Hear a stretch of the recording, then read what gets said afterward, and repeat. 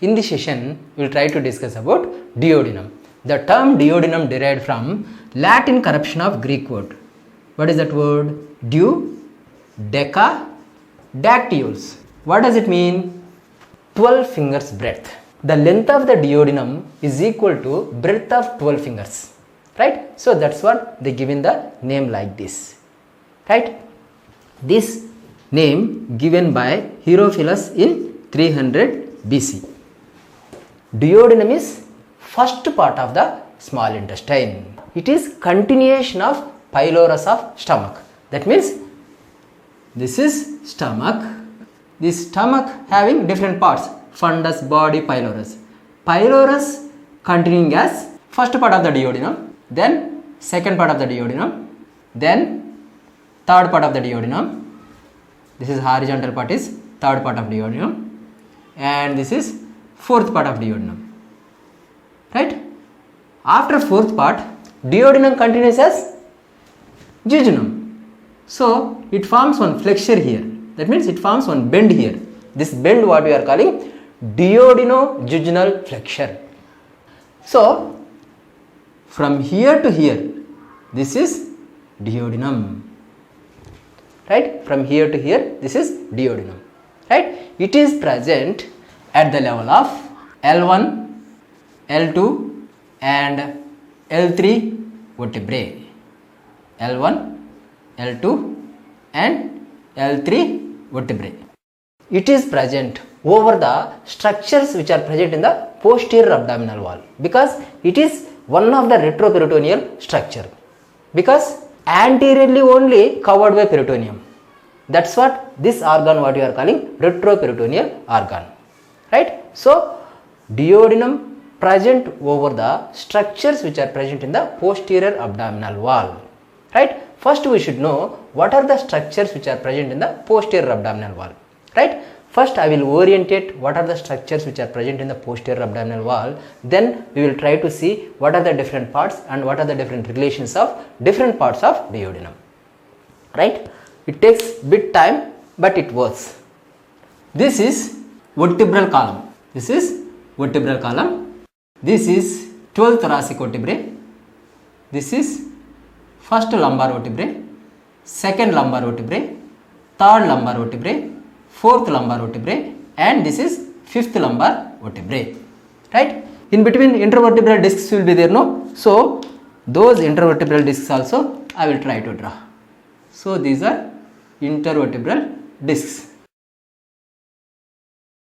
Then they will be having the transverse process. So this is transverse process of 12th thoracic vertebrae, and this is L1, this is L2, this is L3, this is L4, this is L5. Right? So these are transverse processes. On either side of the vertebrae there will be one muscle which is taking origin from body of 12th thoracic vertebrae, first lumbar vertebrae, second lumbar vertebrae, third and fourth, along with intervertebral discs. So like this one origin, then it takes origin from the transverse process also. So transverse process of T12, L1, L2, L3, L4. So this muscle is psoas major muscle. What is it? This is psoas major. Right?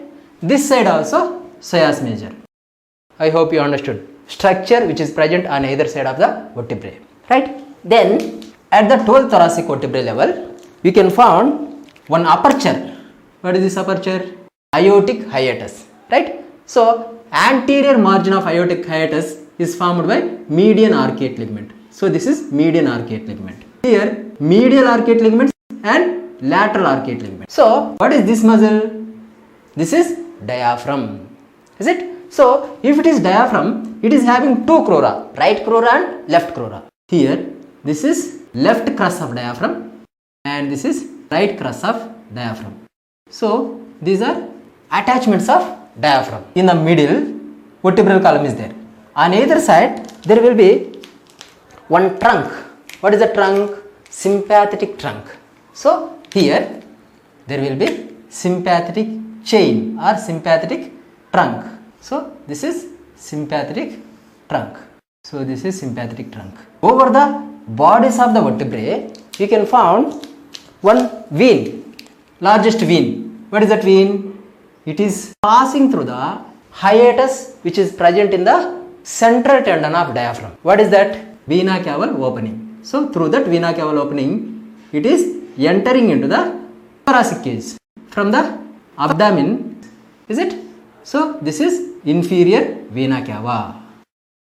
To avoid clumsy of diagram, I am removing structures which are present behind the inferior vena cava.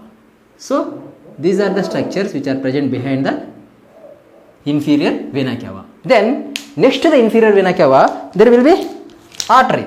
What is that artery? It is passing through the aortic hiatus. That means from here it is coming. What is this structure? This is artery. What is this? Aorta. Abdominal aorta. So this is abdominal aorta. Now we know what are the structures which are present behind these two structures. That's what I am removing. So this is aorta. Now on either side of vertebral column, at the level of T12 to L3 level, we can find kidneys. Is it or not?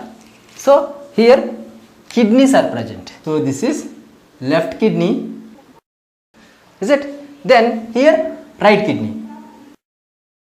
So this is right kidney. So right and left kidneys present over the psoas major. Is it? Of course, just lateral to that there will be quadratus lumborum and transverse abdominis also, that we will study in the kidney. But here these two kidneys present on either side of the vertebrae in the posterior abdominal wall. Clear? This aorta giving branch to the kidneys. What are those branches? Renal arteries. What are those? Renal arteries. So here renal artery. Renal artery is going to the kidney. So this is renal artery. And this is also another renal artery. But this renal artery is passing behind the inferior vena cava. That's what I am drawing like this. So this is renal artery. Clear? Along with renal artery, renal vein also will be there, no? From the kidneys, venous drainage into the inferior vena cava. So here veins also I am drawing. So this is renal vein. Here also this is renal vein. This is renal vein. This is renal artery and this is renal vein. Over the upper pole of the kidneys, suprarenal glands. Is it? So this is left suprarenal gland and this is right suprarenal gland. So this is one suprarenal gland and this is another suprarenal gland. Right? From the suprarenal gland, vein comes out and opens into where? It opens into left renal vein. So it is opening into the left renal vein. Then from the testis or from the ovary, in the left side, there will be one vein extending up from the gonads, opens into left renal vein. What is the structure? Gonadal vein. Which gonadal? Left gonadal. Then from the kidney, ureter will be coming out. Is it or not? So here ureter. This is pelvis of ureter and this is ureter. Right? This side also, this is ureter. Clear? Then here abdominal aorta will give one trunk just below the diaphragm. What is the trunk? What is that? Celiac trunk. Is it? So this celiac trunk, it will trifurcate. It will trifurcate and gives three branches. So what are those? This is splenic artery. This is splenic artery. It is going to the spleen. Right? Then this is common hepatic artery. This is what? Common hepatic artery. This common hepatic artery divides into proper hepatic artery and gastroduodenal artery. Is it? This is gastroduodenal artery. Then what is another branch from the celiac trunk? That is left gastric artery. It will be like this, right? So at this session it is having least importance. That's what I am not drawing properly, right? So this is splenic artery and this is common hepatic artery. Common hepatic artery divides into proper hepatic artery and gastroduodenal artery. Then along with splenic artery you can find the splenic vein also. Is it or not? So here I am drawing splenic vein. It is coming back. So this is splenic vein.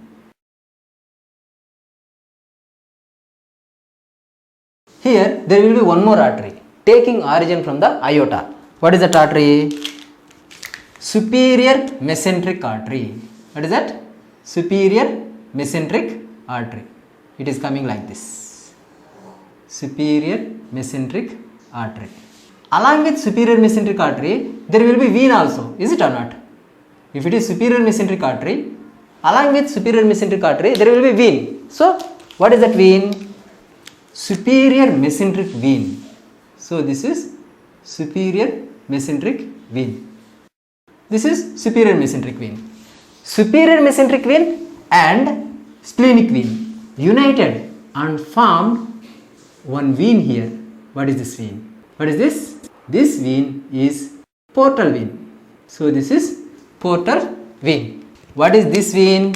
Superior mesenteric vein. What is this vein? Splenic vein. Both are united behind the neck of the pancreas. Portal vein will be formed. How? By union of superior mesenteric vein and splenic vein. Right? So this is superior mesenteric vein and this is splenic vein. Then these two structures are entering into where? They are going to the liver, right? From liver one structure is coming. So these two structures, that means proper hepatic artery and portal vein entering into liver, right? From liver one structure is coming down. What is that structure? It is coming down from the liver. What is that? Bile duct. So this is bile duct. Aorta will give two branches for gonads. So what are those? This is right gonadal artery. This is right gonadal artery and this is left gonadal artery. Along with that, aorta will give one more artery. What is that? Inferior mesenteric artery. What is it? This is inferior mesenteric artery. So this is inferior mesenteric artery. Now we have to draw one more structure. Splenic vein opened by one vein which is coming along with this artery. What is this artery? Inferior mesenteric artery. Along with inferior mesenteric artery, inferior mesenteric vein will be there, right? So that inferior mesenteric vein opening into, imagine this is inferior mesenteric vein. This inferior mesenteric vein opening into where? It is opening into splenic vein. It is opening into splenic vein here. So this is inferior mesenteric vein. These are the structures we need for the explanation of different relations of duodenum. If you want to draw still more structures, here you can find what is this colon? Descending or ascending? Ascending colon, right? So this is ascending colon and here this is right colic flexure and this is transverse colon. Is it? To avoid clumsy of the picture, I am not continuing the transverse colon. I am cutting here. Now we will see where exactly duodenum is located. So let me draw with dotted line so that you will not disturb the diagram. See, this is first part of duodenum. First part of duodenum. Then this is second part of duodenum. This is second part of duodenum. This is first part, this is second part, right? Then this is third part of duodenum. And where is fourth part? Here is the fourth part. This is fourth part. Clear? So this is structure of duodenum, where it is exactly located. Right? Then any structure is present anterior to it? Yes. There will be liver. There will be liver. So this is liver. Right? So here is the liver. Right? So this is the structures which are present in the posterior abdominal wall and structures which are present in relation with the duodenum. Right? Actually, because of too many structures, it is looking like clumsy. Now we will draw without posterior abdominal wall.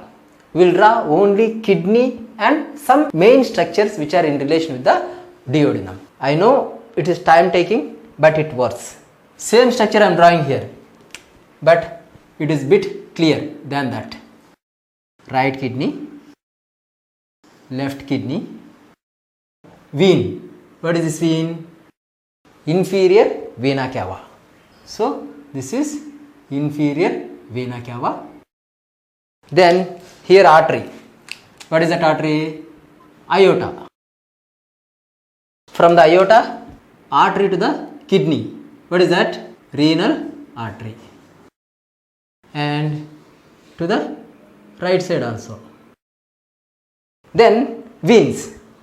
See, this is right renal vein and this is left renal vein. Here ureter will be there. So I am drawing ureter. So this is pelvis of ureter and this is ureter. So this is ureter. This side also, this is ureter. Then here artery which is trifurcating. What is this? Celiac trunk.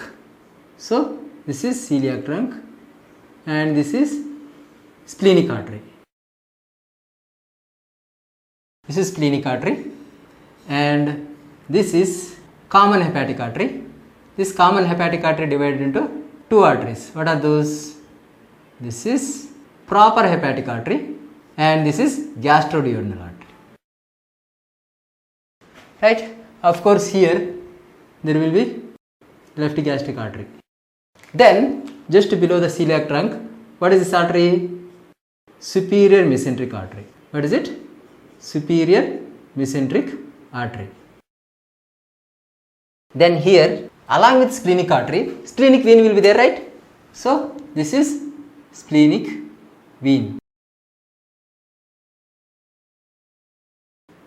This is splenic vein, right? What is this artery? Superior mesenteric artery. Along with superior mesenteric vein also will be present, right? So this is superior mesenteric vein.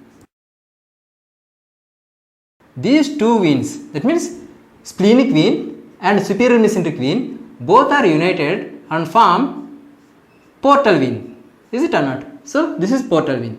So here portal vein is formed. I am showing this as cut section. This is gastroduodenal artery. So this is portal vein. Clear? Along with these two structures, I already told you there is bile duct.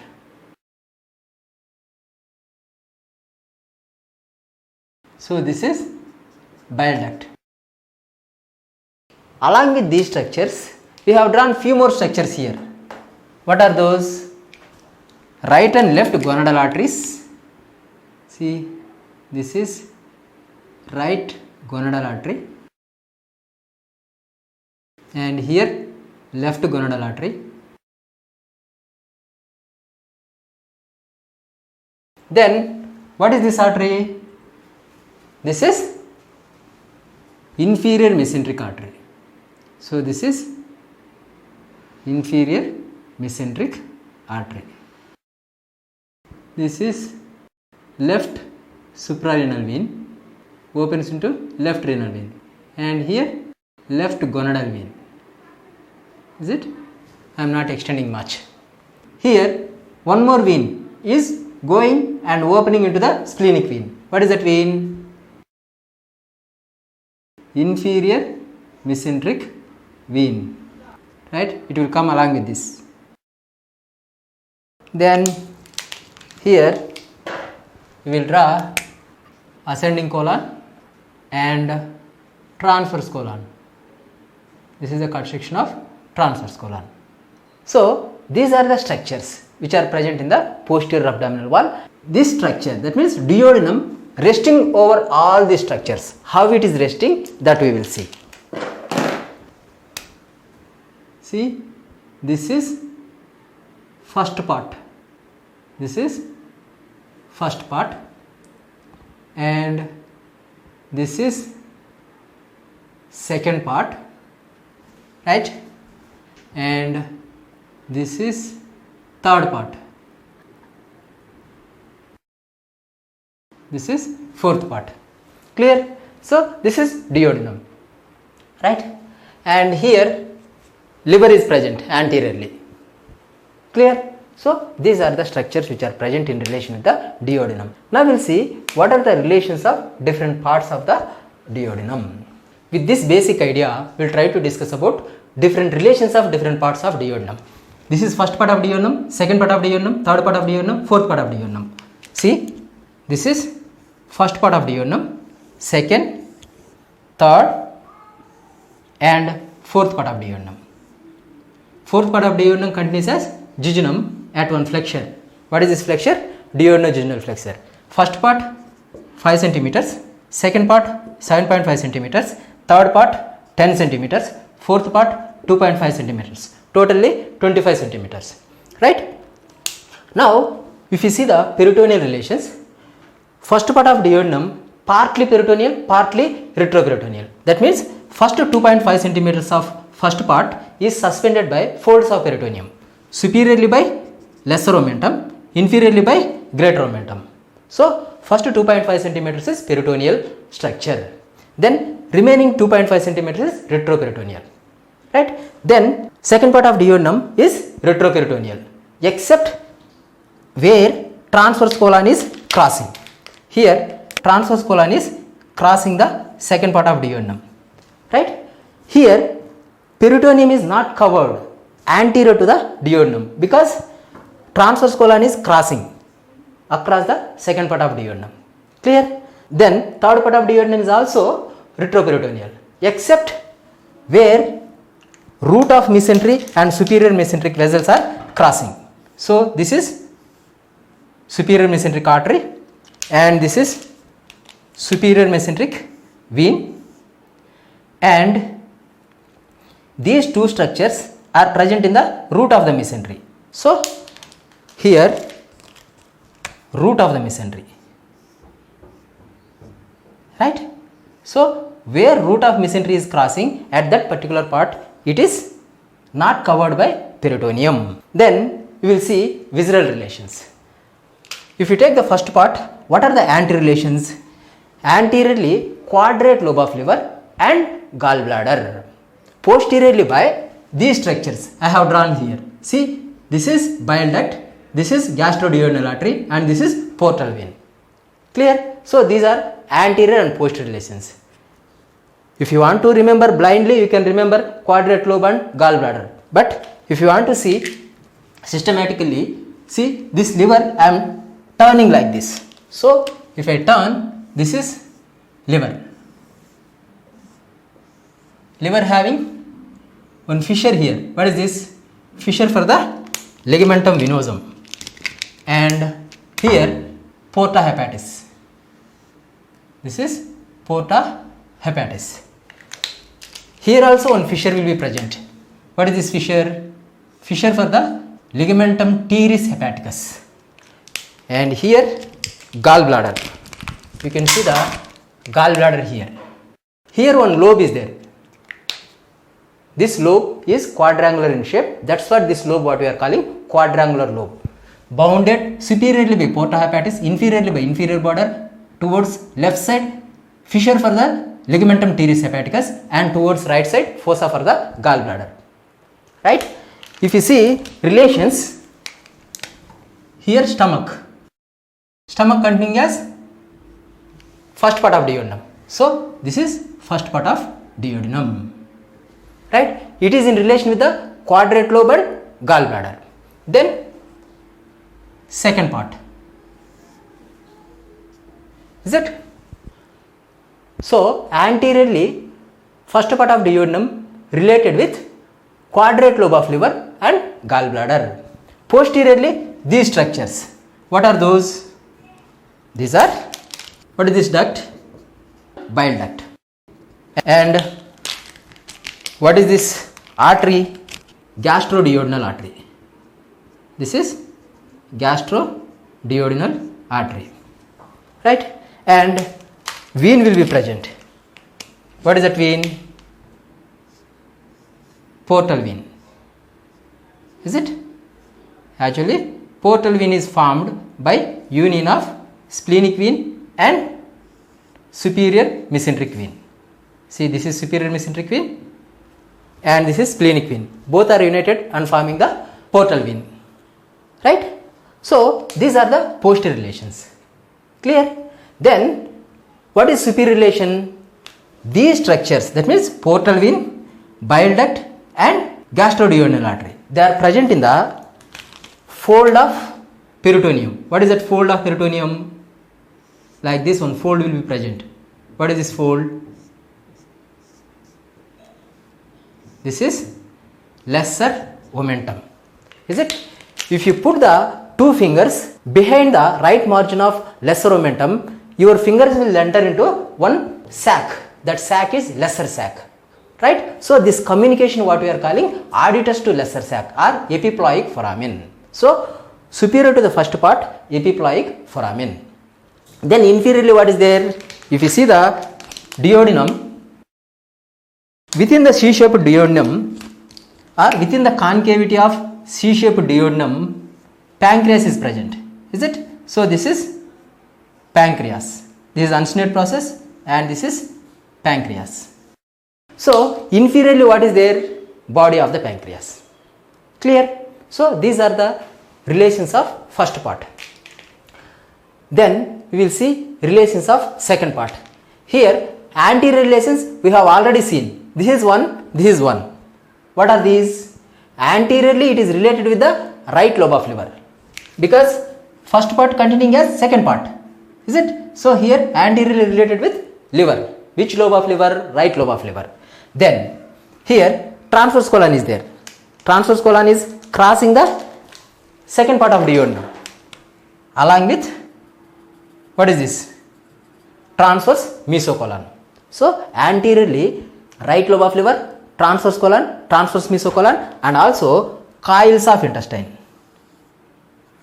Coils of intestine. Here loops of intestine or coils of intestine.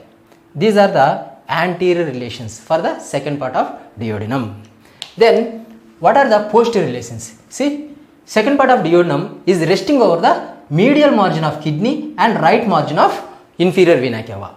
So whatever the structures which are present in between these two structures, those are the posterior relations of second part of duodenum. See, medial margin of right kidney, right margin of inferior vena cava. These two structures you remember first. Then right renal vessels. Then right pelvis of ureter. Behind it, what is this muscle? Psoas major. Which psoas? Right psoas. So these are the structures which are present behind the second part of duodenum. Recollect once again. Medial margin of right kidney, right margin of inferior vena cava, pelvis of right ureter and right renal vessels. Along with that, we have to write psoas major. Right psoas major. Clear? So these are the posterior relations. Then what are the medial relations? Medially what is there? Head of the pancreas. Along with that, here duct is there, no? Bile duct. It is coming like this. So medially head of the pancreas and bile duct. Then what are the structures which are present laterally? That means what are the structures which are present towards right side? What is this? Ascending colon containing as transverse colon. But here one bend is there. This bend what we are calling right colic flexure. So towards right side, right colic flexure. Then towards left side, head of the pancreas and bile duct. Lateral relations are right colic flexure. Clear? So these are the relations of second part of duodenum. Then we will see what are the peculiar features which are present in the interior of second part of duodenum. Here I am taking the section and we will see the interior of second part of duodenum. 8 to 10 centimeters from the pylorus we can found one pyramidal shaped elevation. This pyramidal shaped elevation what we are calling major duodenal papillae. What is it? Major duodenal papillae, into which there will be opening of pancreatic duct and bile duct union. See, this is pancreatic duct, right? And this is bile duct. Both are united and opening into major duodenal papillae. Both are opening into major duodenal papillae. Actually, both are united and forms the hepatopancreatic ampulla of water. That ampulla of water will be opening into the major duodenal papillae. Over the major duodenal papillae, you can see one semicircular fold. Like this, one semicircular fold will be there. Actually, this is mucosal fold. This semicircular mucosal fold, what we are calling plica semicircularis. Plica semicircularis. Then, from the major duodenal papillae, you can find one more mucosal fold which is running vertically down. This fold what we are calling plica longitudinalis. Occasionally you can see one more fold which is extending up. This fold what we are calling plica verticalis superior, which represents the intraduodenal part of bile duct. Clear? Along with these folds you can see so many circular folds. Those circular folds what we are calling plica circularis, right? But in case of first part of duodenum, you cannot see the circular folds. That's what when you take the X-ray after barium meal, you can see triangular radio-opaque shadow. The triangular radio-opaque shadow represents the first part of duodenum, right? Because in this part there is no circular folds. Clear? If there is circular folds, there will be feathery appearance, but here there is no feathery appearance. It is like triangular cap. This triangular cap or triangular radio-opaque shadow what we are calling duodenal cap. So that is about second part interior and first part interior also. Clear? Now we will go for third part. Third part antirelations are very simple. See, these are the structures. What are these? See here, there is superior mesenteric vessels and root of mesentery. Clear? So anteriorly superior mesenteric vessels and root of mesentery. So these are anterior structures. What are those? Superior mesenteric vessels and root of mesentery. Then what are the posterior relations? I already told you third part is crossing the some structures from right to left side. What are those? See, what is this? Ureter. Which ureter? Right ureter. And what is this? Inferior vena cava. Right? Then what is this? Right gonadal vessels. And what is this? Aorta. And what is this? Inferior mesenteric artery. But don't write these two structures, because these two structures are present anteriorly. What are these? Superior mesenteric vessels. But these structures are present posteriorly. Let me draw like dotted. So these are the posterior relations. Recollect once again. Right ureter, inferior vena cava, right gonadal vessels, aorta and origin of inferior mesenteric artery. Clear? So these are the structures which are present posterior to the third part of duodenum. Then what are the structures which are present above and what are the structures which are present below? Above what is there? Unsnate process of pancreas. This is unsnate process of pancreas. Then below what is there? Coils of intestine. These coils we can extend, right? Below coils of intestine. Clear? So these are the relations for the third part. Then we will see the fourth part. See, fourth part antirelations are very easy, because this transverse colon is going like this. That means it is going towards right side. So this transverse colon is present anterior to the fourth part of duodenum. Clear?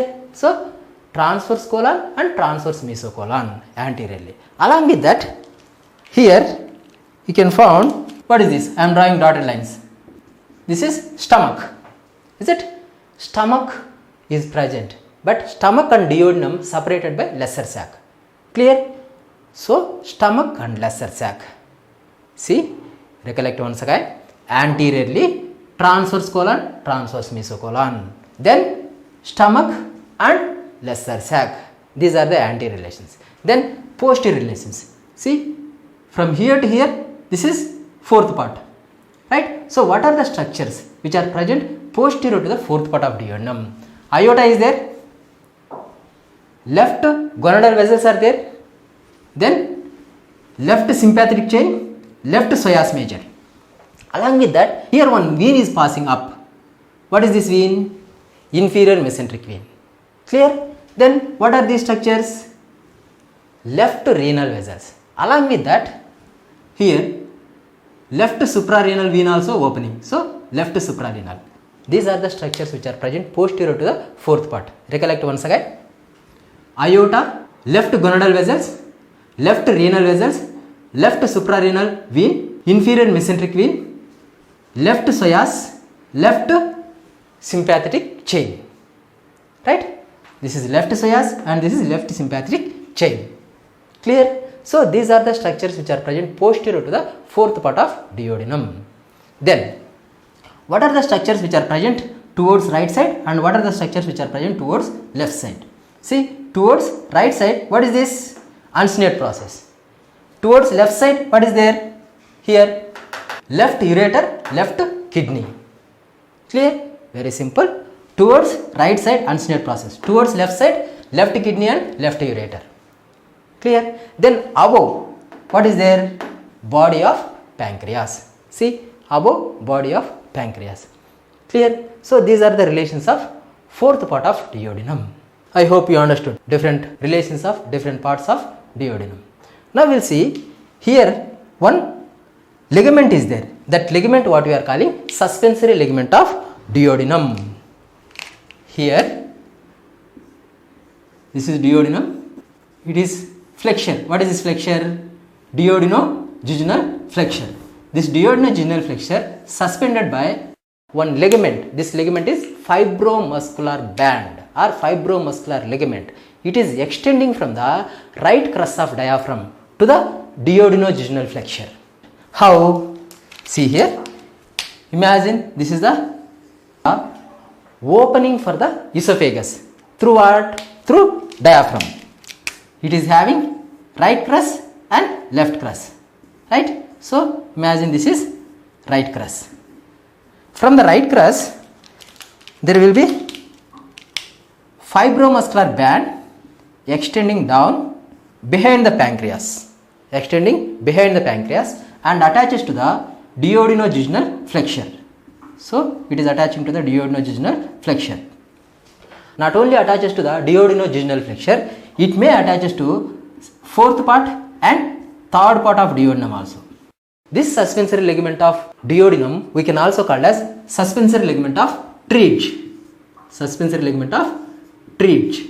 It is made up of skeletal muscles in the upper part, elastic fibers in the middle part and smooth muscle fibers in the lower part. Clear? So that is about suspensory ligament of duodenum or Treitch. So that is about structure of duodenum. Now we will see blood supply of duodenum. For that we need to take separate diagram.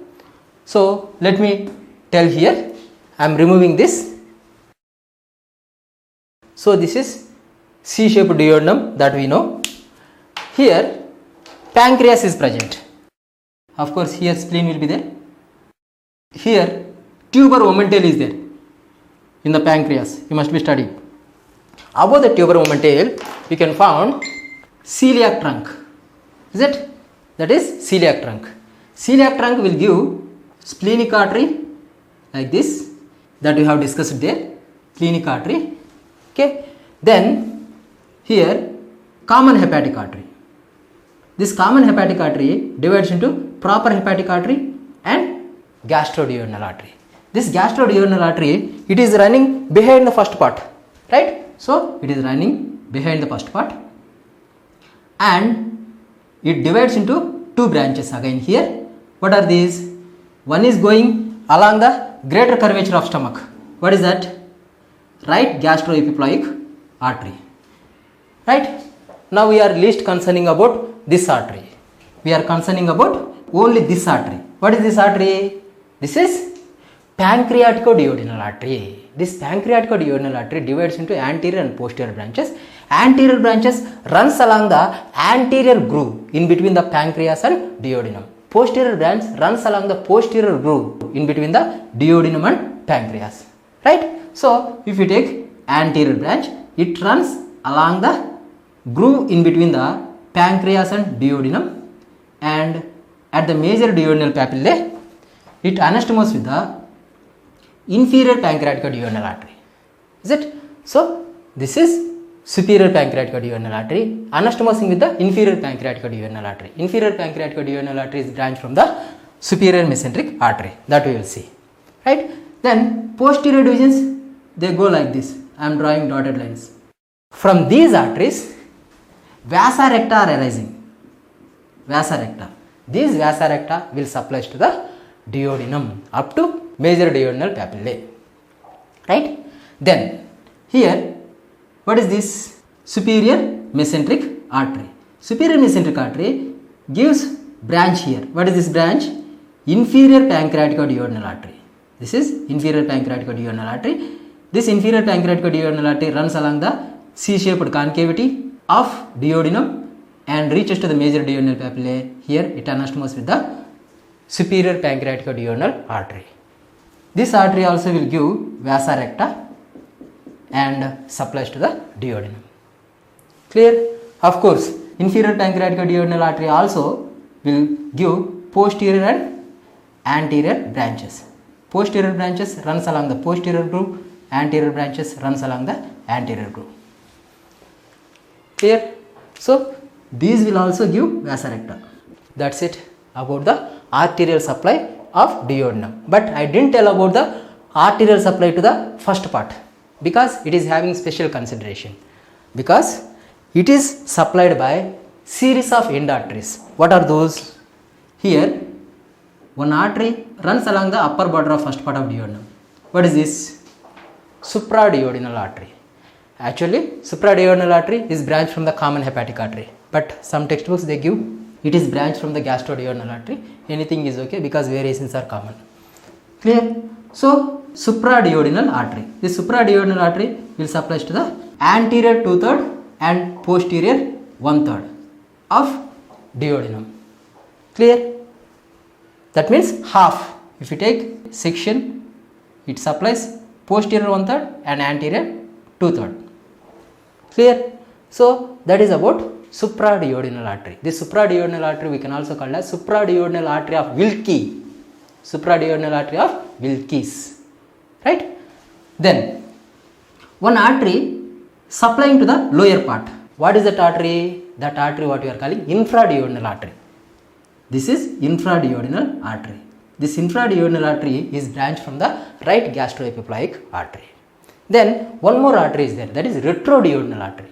Retroduodenal artery is branched from the gastroduodenal artery and it supplies to the first part of duodenum.